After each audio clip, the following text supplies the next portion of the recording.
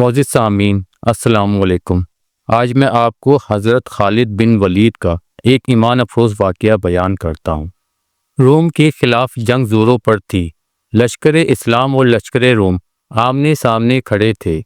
اس وقت جنگ کا یہ دستور ہوتا تھا کہ ایک لشکر کا سپہ سالار اپنے لشکر سے نکلتا اور دوسرے لشکر کے سپہ سالار کو للکارتا جو میرے مقابلے میں آئے۔ اسی طرح روم کا ایک جنرل جرجا جو کہ ارمانیہ کا رہنے والا تھا اپنے لشکر سے محافظ دستے کے ساتھ نکلا۔ دونوں لشکروں کے درمیان آ کر کھڑا ہو گیا۔ اس نے بلند آواز میں اپنا تعارف کرایا اور لشکر اسلام کے سپہ سالار خالد بن ولید رضی اللہ تعالی عنہ کو اکیلے مقابلے کرنے کا چیلنج کرنے لگا۔ لشکر اسلام کے سپہ سالار ایک گھوڑ سوار دستے کے ہمراہ نکلے اور جرجا کے پاس پہنچے۔ اب دونوں جنرل اس طرح کھڑے تھے کہ ان کی پشتیں اپنے لشکر کی طرف اور چہرے مد مقابل فوج کی طرف تھے۔ اسی طرح فوج کو سمجھ نہیں آ رہی تھی ہمارا جنرل کیا بات کر رہا ہے۔ سیدنا خالد بن ولید رضی اللہ تعالی عنہ نے دیکھا کہ جرجا نے تلوار میان میں ڈالی ہوئی ہے۔ سیدنا خالد بن ولید رضی اللہ تعالی عنہ حیران ہوئے کہ دشمن اسلام نے تلوار میان میں کیوں ڈالی ہوئی ہے اور للکار رہا ہے۔ سیدنا خالد بن ولید رضی اللہ تعالی عنہ اس کے نزدیک گئے تو جرجا کہنے لگا، کچھ باتیں پوچھنا چاہتا ہوں، جھوٹ نہ بولنا کیونکہ جنگجو جھوٹ نہیں بولا کرتے، دھوکہ بھی نہ دینا کیونکہ معزز لوگ دوسروں کو کبھی دھوکہ نہیں دیا کرتے۔ سیدنا خالد بن ولید رضی اللہ تعالی عنہ نے کہا، پوچھ کیا پوچھتا ہے؟ جرجا نے کہا، کیا یہ سچ ہے کہ اللہ نے تمہارے نبی پر آسمان سے تلوار نازل کی تھی جو انہوں نے تمہارے ہاتھ میں تھما دی تھی؟ تم اسے جس پر چلاتے ہو شکست اس کا مقدر بن جاتی ہے۔ سیدنا خالد بن ولید رضی اللہ تعالی عنہ نے کہا، یہ سچ نہیں ہے، ایسی کوئی بات نہیں۔ اس پر جرجا نے کہا، تم سیف اللہ کیوں کہلاتے ہو؟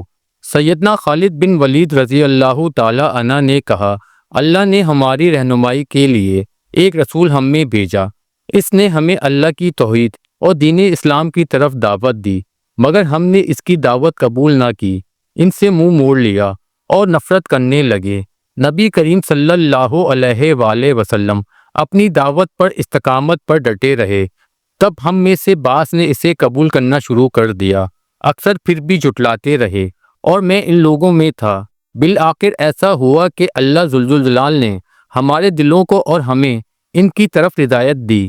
ایک موقع پر آپ صلی اللہ علیہ وآلہ وسلم نے فرمایا، خالد تم اللہ کی تلواروں میں سے ایک تلوار ہو کہ جسے رب العالمین نے مشرکین پر لٹکا دیا ہے، اور پھر میرے لیے آپ صلی اللہ علیہ وآلہ وسلم نے نصرت کی دعا فرمائی۔ جرجا نے کہا، تمہاری دعوت کیا ہے؟ خالد بن ولید رضی اللہ تعالی عنہ نے کہا، لا الہ الا اللہ محمد الرسول اللہ، نہیں کوئی معبود برحق سوائے اللہ تعالیٰ کے، اور محمد صلی اللہ علیہ وآلہ وسلم اللہ کے رسول ہیں۔ جرجا نے کہا، میں ایسا کہنے سے انکار کروں تو کیا کرو گے؟ خالد بن ولید رضی اللہ تعالی عنہ نے کہا، پھر تجھ سے جزیہ مانگوں گا اور تجھے اپنی حفاظت میں رکھوں گا۔ جرجا نے کہا، اگر میں جزیہ دینے سے انکار کر دوں تو؟ اس بات پر خالد بن ولید رضی اللہ تعالی عنہ نے کہا، پھر نکال اپنی تلوار اور پہلا وار کر تاکہ تجھے افسوس نہ رہے کہ تجھے وار کرنے کا موقع نہیں ملا تھا۔ جرجا خاموش رہا اور خالد بن ولید رضی اللہ تعالی عنہ کے منہ کی طرف دیکھتا رہا، پھر کہنے لگا، محترم سردار، تمہاری گفتگو سے اندازہ ہوا کہ تم بالکل سچ کہہ رہے ہو۔ پھر پوچھنے لگا، اے خالد، اگر آج کوئی اسلام قبول کر لے تو اس کو کیا درجہ دو گے؟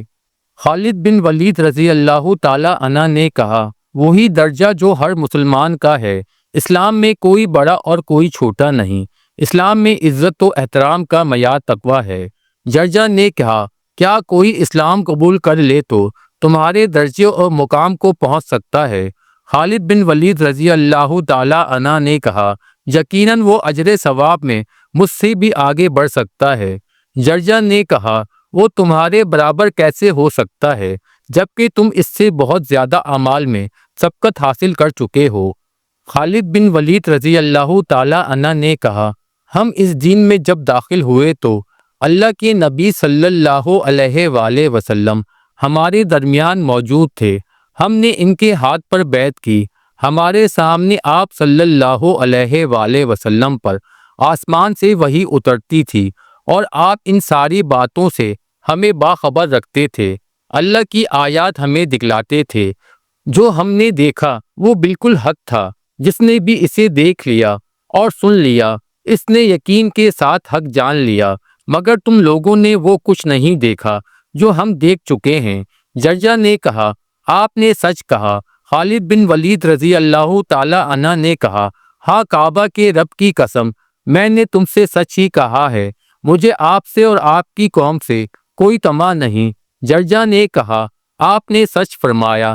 اس کے بعد جرجہ نے اپنے محافظ دستوں کو واپس کر دیا اور خود خالد بن ولید رضی اللہ تعالی عنہ کے ساتھ لشکر اسلام میں داخل ہو گیا۔ جرجہ نے 2 رکعت نماز ادا کی۔ رومیوں نے جرجہ کے محافظ دستوں کے ساتھ واپس آتے ہی زوردار حملے شروع کر دیے۔ حارث بن ہشام رضی اللہ تعالی عنہ اور اکرمہ رضی اللہ تعالی عنہ نے ان حملوں کو نہایت بہادری کے ساتھ روکا۔ پھر خالد بن ولید رضی اللہ تعالی عنہ اور جرجہ اکٹھے ایک خیمے سے نکلے، گھوڑوں پر سوار ہوئے اور میدان قتال پہ جا اترے۔ تلوار کے دھنی جرجہ نے اپنی شجاعت کے جوہر خوب دکھائے۔ دوران جنگ سیدنا خالد بن ولید رضی اللہ تعالی عنہ کے ساتھ ساتھ رہے۔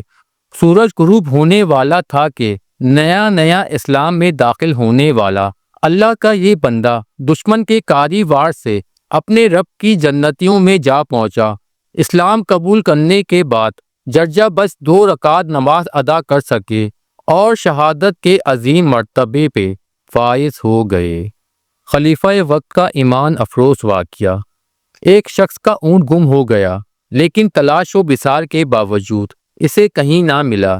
اسے یقین تھا کہ حاکم وقت کے دربار میں فریاد کروں گا تو اسے سرکاری خزانے سے دوسرا اونٹ ضرور مل جائے گا۔ دارالحکومت اس کے علاقے سے کافی دور تھا، پھر بھی وہ کسی نہ کسی طرح خلیفہ کی رہائش تک پہنچنے میں کامیاب ہو گیا۔ وہاں کوئی دربان تو نہ تھا، البتہ ایک نوجوان نے مسافر کا استقبال کیا اور اسے بتایا کہ خلیفہ مسلمین سرکاری کام سے کہیں گئے ہوئے ہیں، کچھ ہی دیر میں واپس آ جائیں گے، تب تک کے لیے آپ اس حجرے میں تشریف رکھیے، میں آپ کے لیے کھانا تیار کرتا ہوں۔ جب تک کھانا تیار ہو کر آیا، مسافر نے دیکھا کہ ایک شخص مکان سے باہر متصل مسجد میں آ کر بیٹھا اور اپنے توشے سے کچھ روٹی نکال کر اسے پانی میں بھگو کر کھا رہا ہے۔ نوجوان نے مسافر کے سامنے کھانا پیش کر کے اسے کھانے کی درخواست کی۔ اس نے کہا، واللہ یہ کھانا اس وقت تک میں نہیں کھاؤں گا جب تک اس مسکین کو اپنے ساتھ شریک طعام نہ کر لوں جو مسجد کے صحن میں بیٹھا کچھ روٹی کھا رہا ہے۔ تب نوجوان نے بتایا کہ یہی خلیفہ وقت ہیں اور میں ان کا بیٹا ہوں۔ وہ سادہ غذا کے عادی ہیں اور یہ پرتکلف کھانا ہرگز نہیں کھائیں گے۔ اتنی بڑی سلطنت کے مالک یہ سادگی دیکھ کر مسافر حیران رہ گیا اور سرکاری خزانے سے اپنا گم شدہ اونٹ کی جگہ دوسرا اونٹ لے کر وہ امیر المومنین کو دعائیں دیتا ہوا اپنی بستی کی جانب لوٹ گیا۔ ایک مرتبہ اسی خلیفہ کی ذرا ایک یہودی کے ہاتھ لگ گئی۔ خلیفہ نے قاضی شہر کی عدالت میں دعویٰ دائر کر دیا۔ پیشی کے وقت عدالت نے مدعی سے اپنے حق میں گواہ پیش کرنے کو کہا۔ خلیفہ نے اپنے بیٹے اور ایک سرکاری ملازم کو بطور گواہ عدالت میں حاضر کیا تو قاضی نے یہ کہہ کر اس کی گواہی قبول کرنے سے انکار کر دیا کہ بیٹی کی شہادت باپ کے لیے اور خادم کی شہادت آقا کے حق میں قبول نہیں کی جا سکتی۔ مدعی خلیفہ نے قاضی سے عرض کی، یہ محض میرا بیٹا نہیں، اسے رسول اللہ صلی اللہ علیہ وآلہ وسلم نے جوانوں جنت کے سرداروں میں شمار کیا ہے۔ قاضی نے جواب دیا، مقدمہ زمین پر ہے اور آپ جنت کی باتیں کر رہے ہیں، اپنے دعوے کی ثبوت میں کوئی اور گواہ لائیے۔ ثبوت نہ ہونے کی بنا پر خلیفہ کا دعویٰ خارج کر دیا گیا۔ یہودی اسلامی عدالت کا انصاف دیکھ کر حیران اور شدت رہ گیا۔ باہر نکل کر اس نے خلیفہ وقت سے معافی مانگی اور ذرا ان کی خدمت میں پیش کر کے مسلمان ہو گیا۔ قاضی ابو شریح کی عدالت میں مقدمہ لے جانے والے کوئی عام شہری یا معمولی حاکم نہیں، بلکہ ہمارے چوتھے خلیفہ سیدنا علی رضی اللہ تعالی عنہ تھے، اور انہوں نے جس بیٹے کو بطور گواہ پیش کیا وہ سیدنا حسن رضی اللہ تعالی عنہ تھے۔ انہیں اور سیدنا حسن رضی اللہ تعالی عنہ کو نبی کریم صلی اللہ علیہ وآلہ وسلم نے جنت کے جوانوں کا سردار قرار دیا ہے۔ پہلے واقعے میں خوش روٹی پانی میں بھگو کر کھانے والے خلیفہ وقت سیدنا علی رضی اللہ تعالی عنہ ہی تھے، اور جس نوجوان نے مسافر کو خوش آمدید کہہ کر اس کی مدارت کی وہ سیدنا حسن رضی اللہ تعالی عنہ تھے۔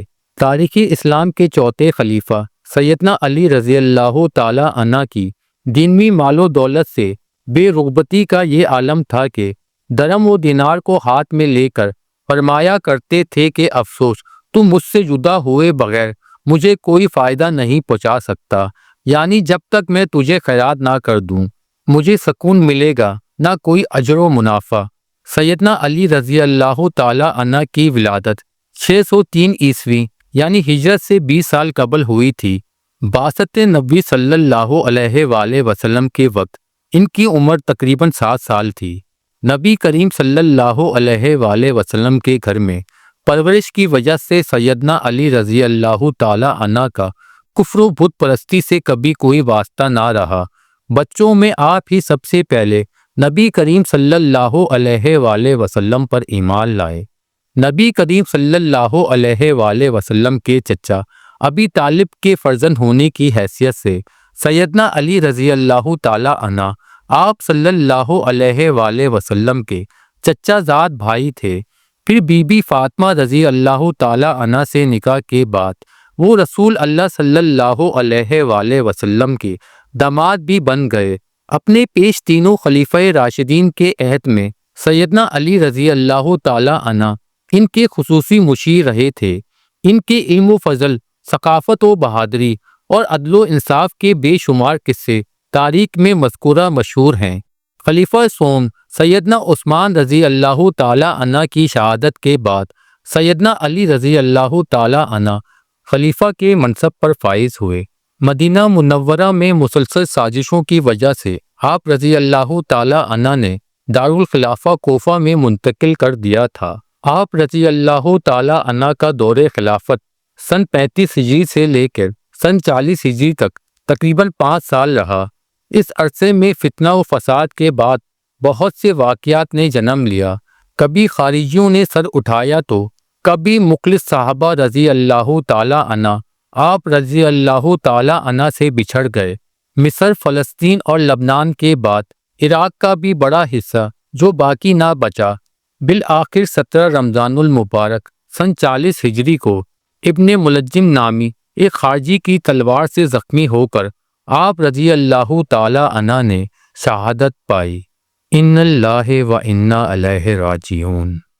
معزز سامعین، اگر آپ کو یہ ویڈیو پسند آئی تو میرے چینل کو لائک کریں، شیئر کریں اور سبسکرائب کریں۔